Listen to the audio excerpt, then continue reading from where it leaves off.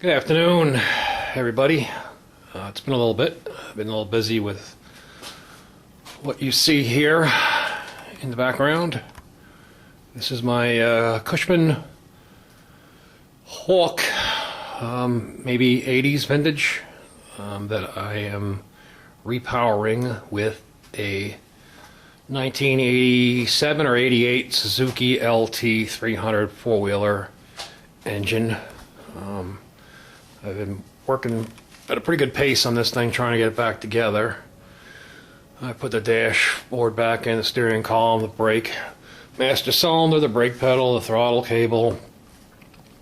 I made this rubber mat to replace the original one, which is hard plastic, from a actually it's a bed mat from a Ford pickup truck that I bought at a clearance place for 20 bucks.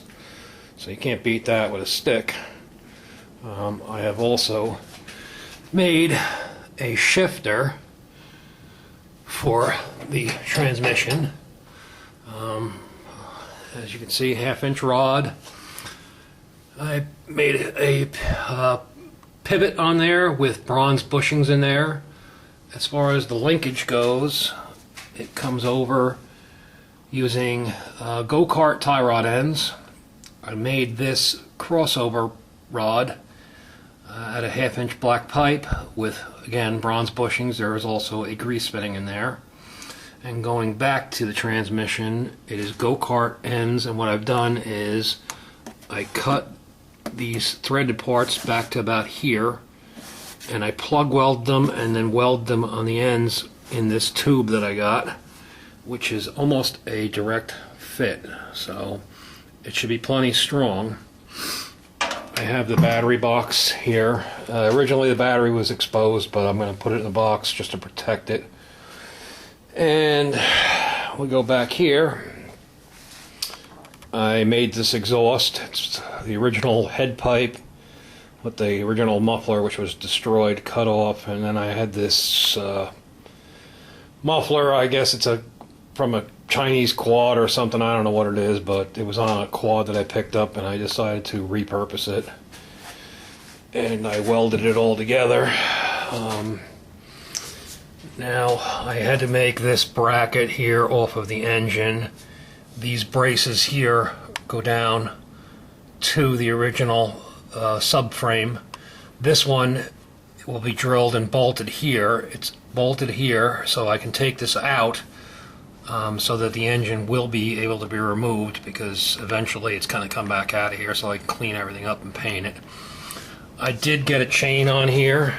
I bought a brand new chain. It is a bit loose at the moment.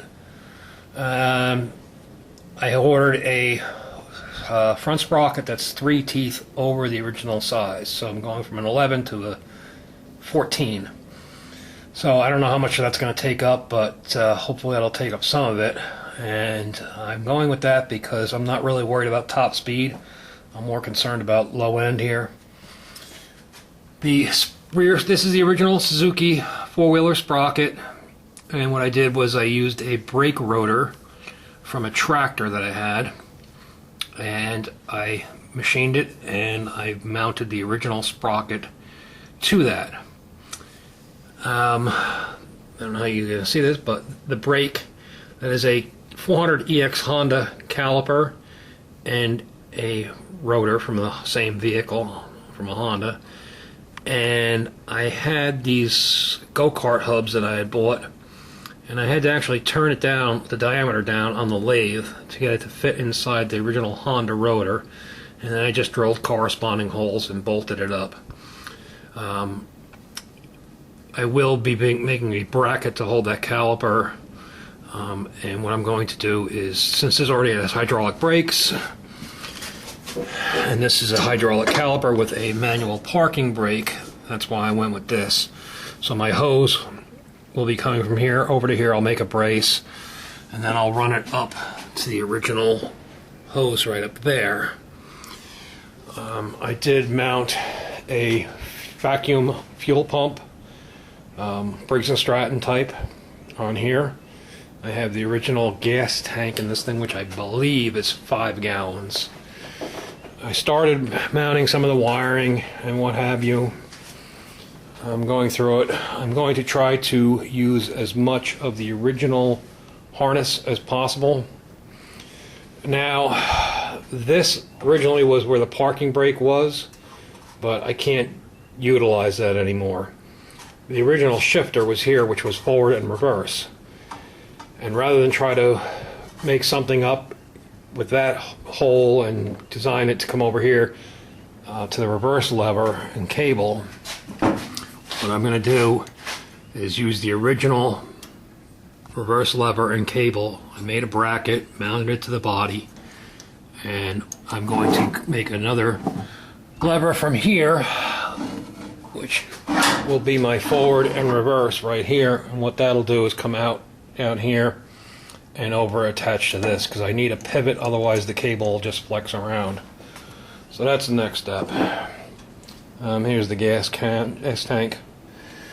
It is nice because it has a spot for a sending unit. It also has the built-in gauge, but so here's the other side of that shifter, and you can see the linkage that I made, and it's bolted to the floor solid, and I think I'm gonna have to put a little more bend on it. This is actually a knob of a snowblower, but what I did was I tapped this 1/2-inch threads, and then I drilled and tapped this out to 1/2-inch, so that works perfect. The red will be reversed. This will be my forward gears, 5-speed forward.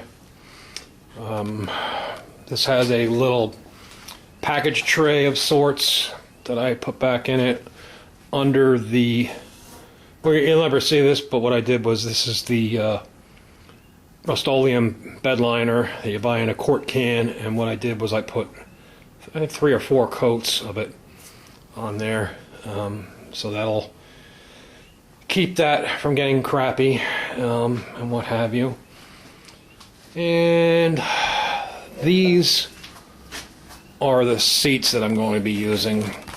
They are not a tractor seat, they're a little bigger than that. They're actually I guess they're John Deere Gator knockoff replacement seats, and I picked up 2 of these for $127 shipped. So that's my plan. I was going to go with a high back racing seat, but then I would have lost my center console, which has 2 cup holders in it. I do have the original Suzuki switch. This will be, turn it on just like the 4-wheeler. You press this, crank it, start it. Turn it off. You can take your key with you so nobody can steal it. I'm probably going to make a top plate here out of aluminum, and I do want to put my indicator lights in here so that I know whether I'm in neutral or reverse. I want to do that.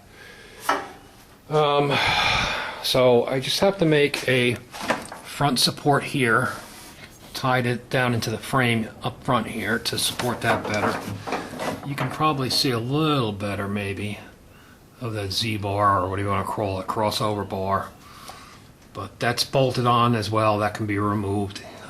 But it's all welded together solid, and it will be greased once everything's done completely. So these are 25-inch tall tires. Dirt Devils, if you can see that. I got a pretty good amount of clearance between the wheel well. That's a pretty good height there. That's got to be probably close to 18 inches or so, 20 inches maybe. I haven't exactly measured it, but so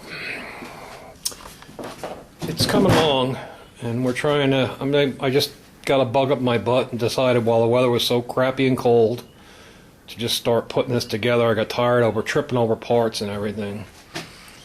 I'm sure I'll probably be changing some things around. I'm probably going to buy some good Heim joint ends instead of those go-kart tie rod ends to get everything a little tighter.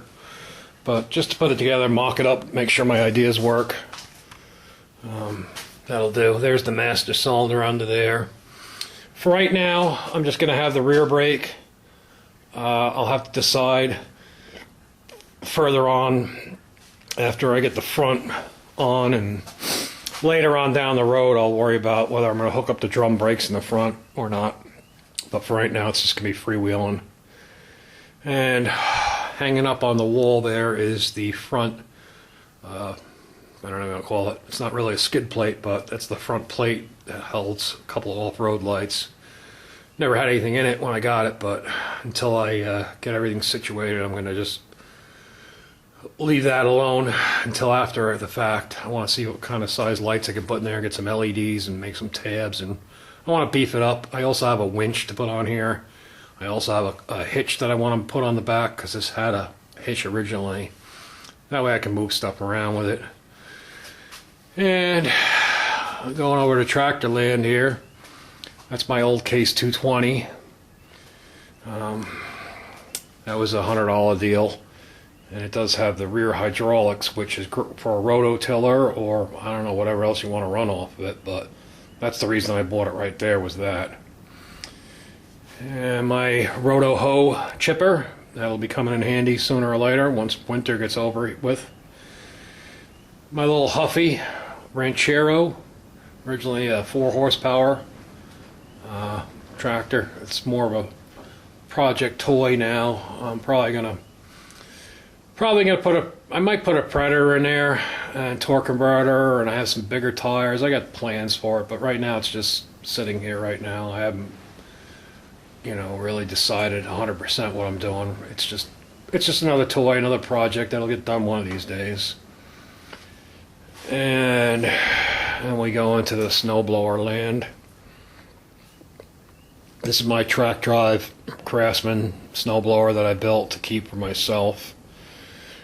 This is the old faithful Simplicity Snowbuster, 24-inch, 7 horsepower. 5 horsepower. I'm sorry, 5 horsepower, 24-inch Simplicity Snowbuster.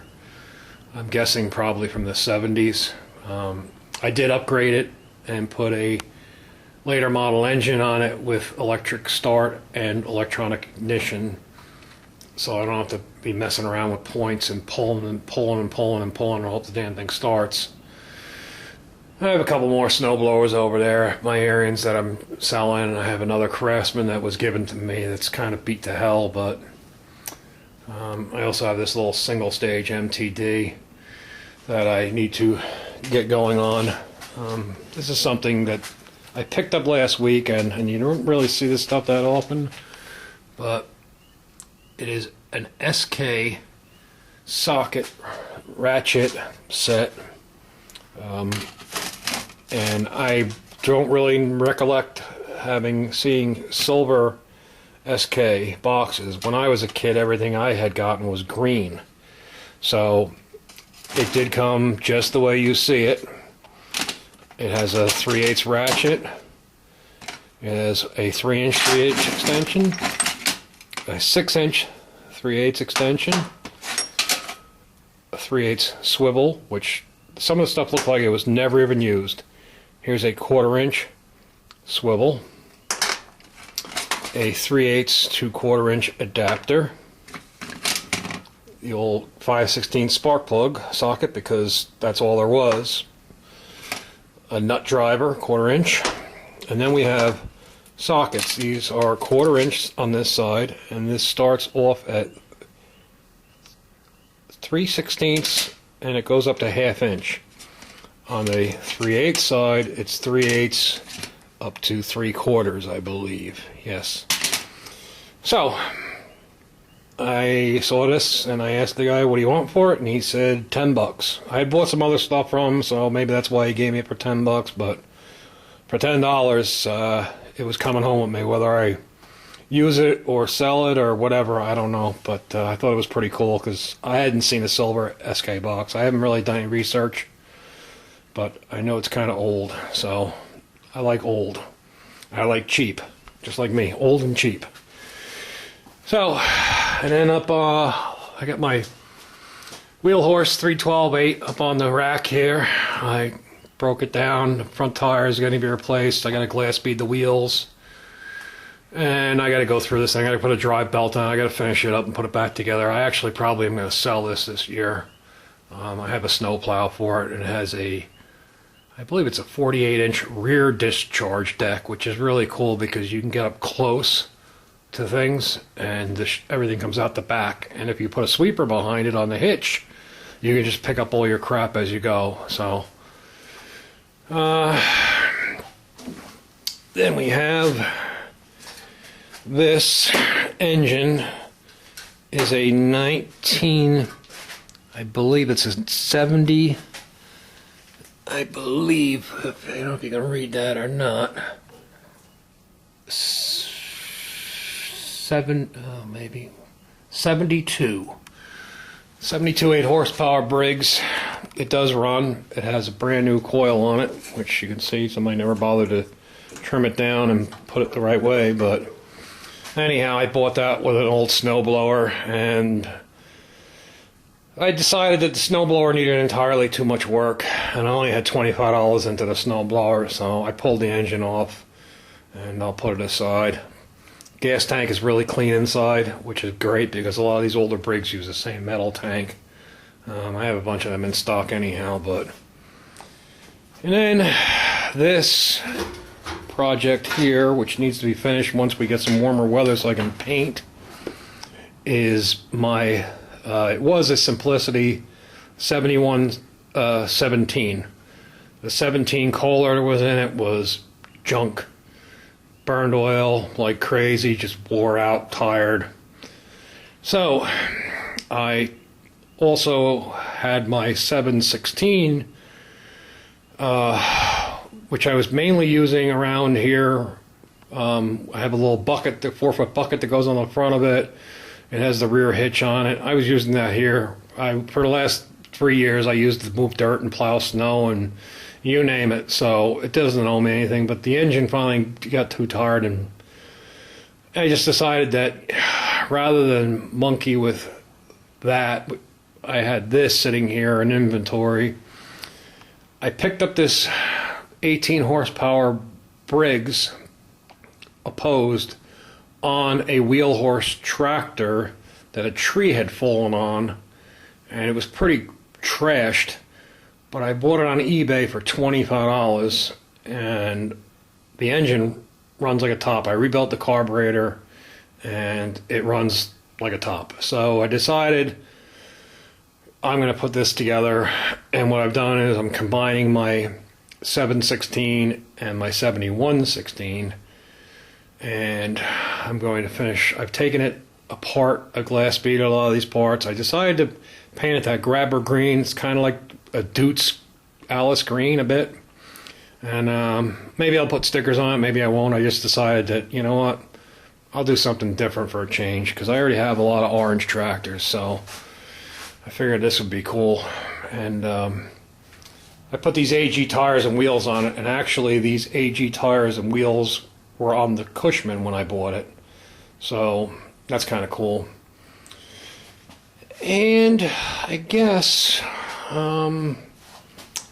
that's kind of about it. This is the calm before the storm, so to speak. We have a system coming in tonight, supposedly anywhere from 2 to 6 inches, 4 to 6, a dusting to 6. You know, it changes every time you listen to the weather forecast. So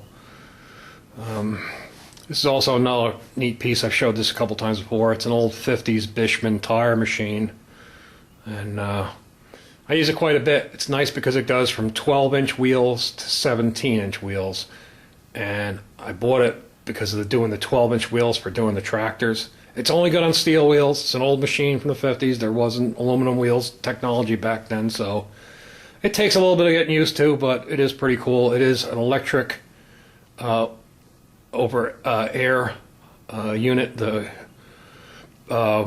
bead breaker's air, and the dismounting part is electric driven with a belt, and so that's pretty cool.